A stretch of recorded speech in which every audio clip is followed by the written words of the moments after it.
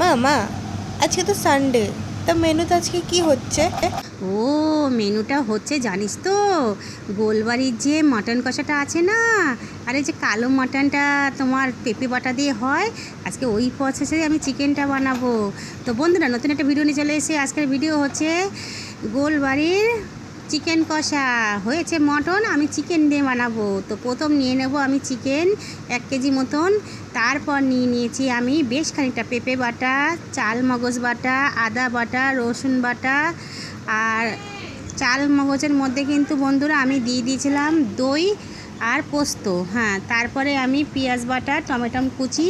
তো এই মেনু এই হচ্ছে আমার মশলা, এই দিয়ে আজকে হয়ে যাবে দুর্দান্ত স্বাদের গোলবাড়ির মতন চিকেন কষা।